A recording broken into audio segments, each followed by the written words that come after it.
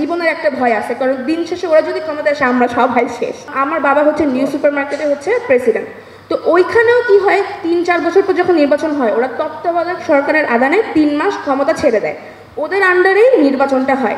কিন্তু সেখানে আমার দেশের এতগুলো কোটি মানুষের একটা পাওয়ারে সেখানে রাজনৈতিক দলের আদানে হচ্ছে নির্বাচন হচ্ছে।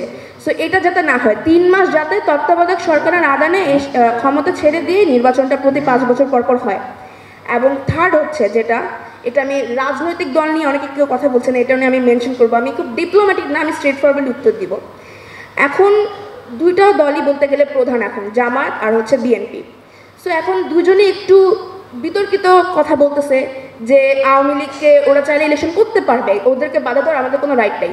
সো এখন এটার পক্ষে আমি পজিটিভ সাইড আছে, নেগেটিভ সাইড আছে। পজিটিভ সাইডটা হচ্ছে যদি আওয়ামী লীগকে এখন আমরা ইলেকশন করতে দেই তাইলে কি হবে, সবার একটা দলকে কেন্দ্র করেই তখন আমাদের ভোট দেওয়া লাগবে যাতে আওয়ামী লীগ কোনোভাবেই ক্ষমতায় আসতে না পারে।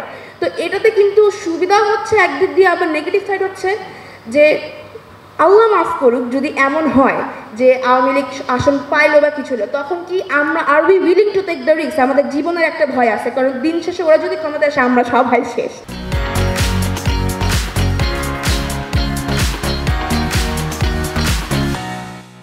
যেই সংসদ সদস্যরা এই তিন নির্বাচন হয়েছে, এই নির্বাচন অংশগ্রহণ করছিল, এবং পুনর্বাসন বা এই জিনিসগুলা বিচারের পরে আলোচনা করা হবে। কে নির্বাচনে আসতে পারবে না পারবে ওইটা বিচার সম্পূর্ণ হওয়ার পরে আলোচনা হবে। বিচারের আগে আমরা কোনোভাবেই আওয়ামী লীগকে নির্বাচনে আসতে দেওয়ার প্রশ্নে যাইতেই পারি না, এটা দাবি। এটা কোনো পরামর্শ বা প্রশ্ন না, এইটা একটা দাবি।